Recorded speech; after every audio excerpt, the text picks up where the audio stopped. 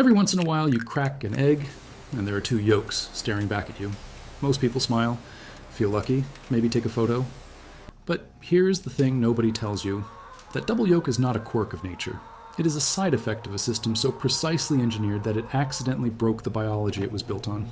And the company responsible for that system, you have never heard their name, even though they control the genetics of almost every egg-laying hen on Earth. Let that land for a second. The egg in your refrigerator did not come from a chicken that lives anything like the animal that word originally described. It came from a creature that was redesigned, genetically, biologically, at the cellular level, over the course of nearly a century. Redesigned to produce so many eggs so fast that her own reproductive system sometimes cannot keep up. And when it cannot keep up, two yolks drop at once. That smile on your face when you crack that egg, that is the system misfiring. That is the biological cost of engineering an animal past what biology was ever supposed to allow. A wild hen, a jungle fowl, the actual ancestor of every chicken alive today, lays roughly 12 eggs per year. 12. Not because she is lazy, not because something is wrong with her, because her body produces eggs in response to a real biological signal. Daylight, food availability, seasonal cues, and it stops when the conditions say stop. That is what a reproductive system in balance looks like.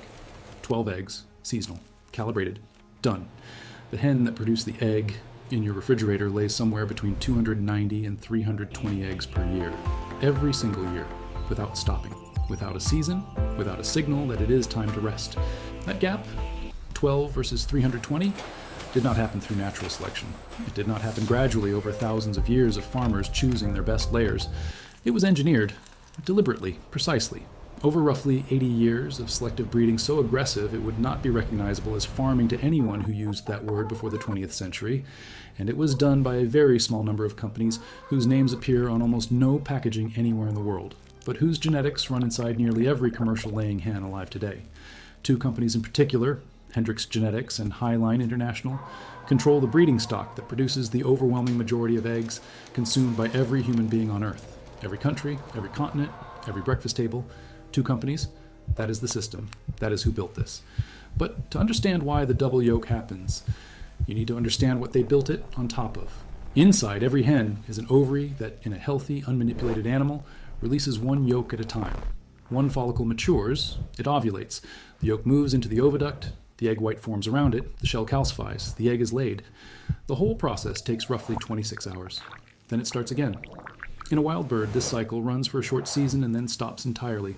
The body gets a break, the calcium reserves recover, the follicles reset. In a commercial laying hen, that cycle runs continuously. 300 days a year, sometimes more. The ovary is essentially in a permanent state of production, multiple follicles developing at the same time. The body pushing calcium from its own bones into eggshells at a rate that cannot be fully replaced by diet alone. The system running so fast that it sometimes makes a mistake. That mistake is the double yolk. What happens is this: two follicles mature at almost exactly the same time. Instead of one yolk being released, two drop into the oviduct within a window so close together that the body wraps both of them in a single shell. One egg, two yolks. Not a miracle. Not a lucky anomaly. A synchronization error in a system that is being pushed far beyond the rhythm it was built for. And here is the fact that most people never hear. Double yolk eggs happen far more often in very young hens and in very old hens. Young hens because their reproductive system is not yet calibrated, not yet running in rhythm. Old hens because after 2 to 3 years of laying at industrial rates, the system starts to lose its precision. The follicular timing degrades, the synchronization breaks down. Two yolks again. The industry knows this. The breeding programs account for it. And the commercial egg market actually grades and sorts eggs specifically to find double yolks. Not to remove them as defective, but because consumers treat them as a premium product, something special, something rare.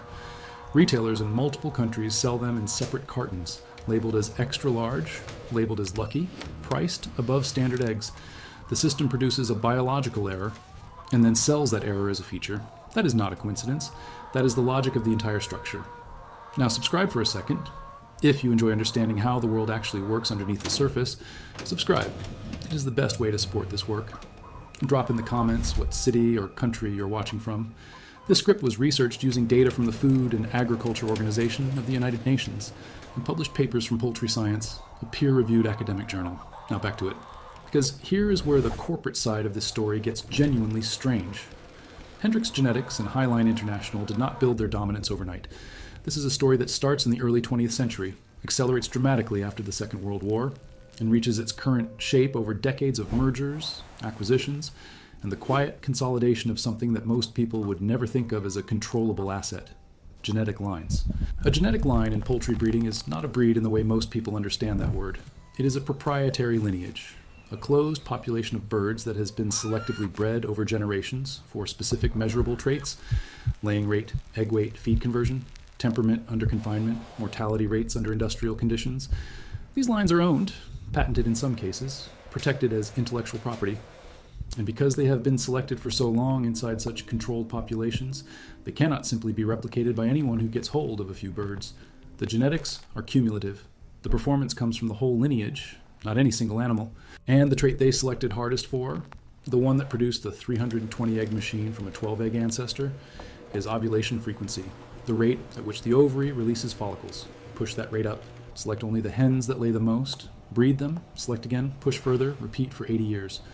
The result is an animal whose reproductive system is in a state of near continuous output that has no equivalent anywhere in nature. And that continuous output has a cost, a real one, documented, measured, published in the same peer-reviewed journals the industry uses to optimize its own performance. Calcium is the most obvious place to start. An eggshell is almost entirely calcium carbonate. Producing one shell requires a hen to mobilize roughly 2 grams of calcium through her bloodstream within a roughly 15-hour window. Commercial hens do this 300 times a year. The dietary calcium in their feed covers most of it, but not all. The remainder is pulled from medullary bone, a special calcium storage tissue inside the long bones of birds. In a wild hen, this tissue replenishes during the non-laying season. In a commercial hen, there is no non-laying season. The medullary bone is drawn down continuously and never fully rebuilt. By the end of a commercial laying cycle, typically around 72 weeks of production, measurable bone density loss is standard, not exceptional, standard. The double yolk enters this picture again here, because producing a double yolk egg does not produce half a shell and half the calcium cost. It produces one shell, one full shell, around a significantly larger internal volume. The shell is thinner. The calcium demand is the same or slightly higher. The structural integrity is lower. This is why double yolk eggs crack more easily in transit, why they are sorted and handled differently in commercial processing, and why the shell quality of a double yolk egg is technically inferior to a standard egg, even when the contents are treated as a premium product. The hen paid the same calcium price. The shell is weaker. The egg sells for more. That is the economy of the double yolk in one paragraph. But there is another layer underneath this, one that most people never reach. The ovulation frequency that produces double yolks is not a random variable. It correlates with something the breeding programs were not specifically selecting for, but got anyway: elevated levels of follicle-stimulating hormone and luteinizing hormone. The hormonal profile of a high-output commercial laying hen is measurably different from a low-output bird.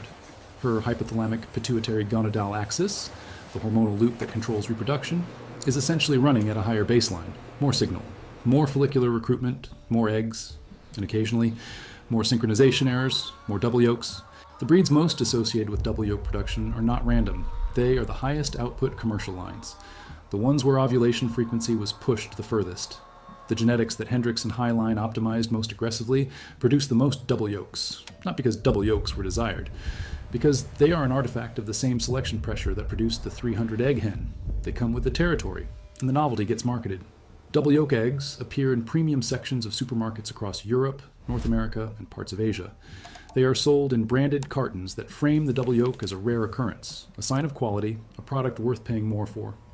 Some retailers label them as if they were specially produced, as if someone chose this, as if there were a breed of hen known for double yolks, raised specifically for this purpose. There is no such breed. There is only a reproductive error that the market learned to monetize. The sorting that makes this possible happens at the processing facility through a process called candling, passing strong light through the egg to illuminate the interior. A double yolk casts a visible shadow pattern that is different from a single yolk.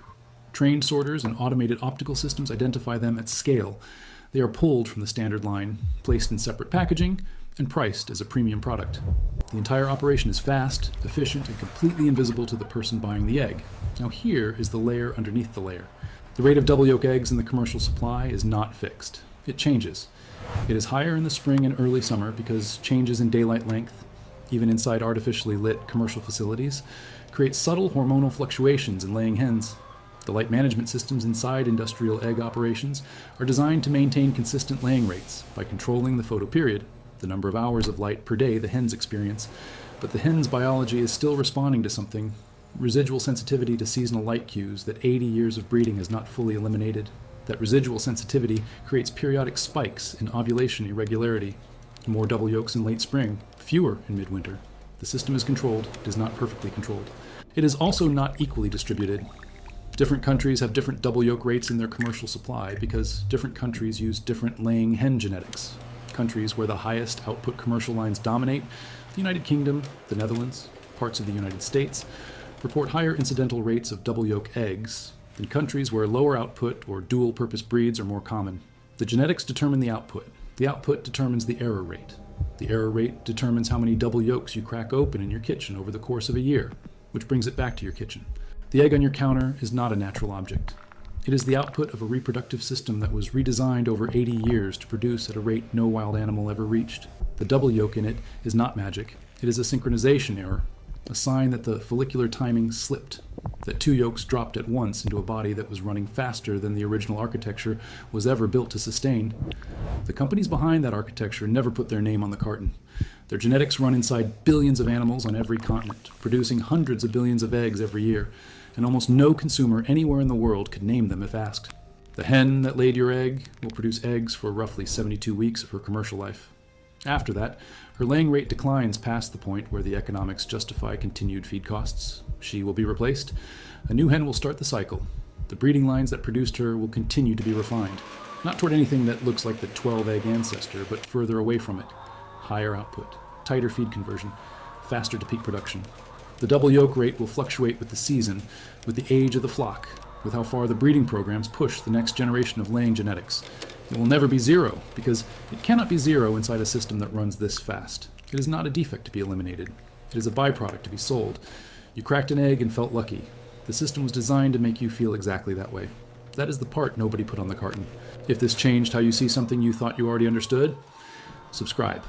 Every video goes this deep. We will see you in the next one. There's a detail the egg industry almost never discusses publicly, and it sits at the exact intersection of the biology and the business in a way that is almost too clean to be accidental. A fertilized egg cannot become a double yolk chick, not in any practical sense. Two yolks inside one shell means two embryos competing for the same space, the same oxygen, the same nutrients delivered through a single membrane system that was designed for one. The survival rate is essentially zero. If a double yolk egg were incubated, both embryos would almost certainly fail before hatching. The shell is not big enough. The albumin is not sufficient for two. The geometry does not work. This means the double yolk is, by biological definition, a reproductive dead end. The hen's body spent the same calcium, the same hormonal resources, the same 26 hours of oviduct processing to produce something that could never continue the species. From a purely biological standpoint, it is wasted output, energy spent on nothing that survives. And yet, the commercial system does not care, because the commercial system was not built around reproduction. It was built around production. The hen is not there to make more hens. She is there to make eggs for human consumption. Her reproductive success is irrelevant to the operation. What matters is shell integrity for shipping, yolk color for consumer preference, and laying rate for revenue per bird per day. Whether that egg could ever become a chick is a question the industrial model stopped asking decades ago. That shift from reproductive logic to production logic is one of the most significant things that happened to the modern chicken, and almost nobody framed it that way when it was happening.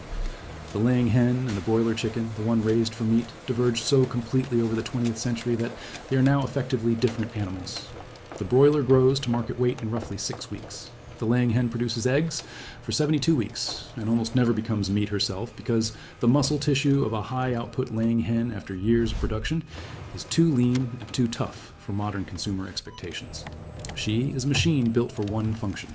When that function degrades past profitability, she exits the system.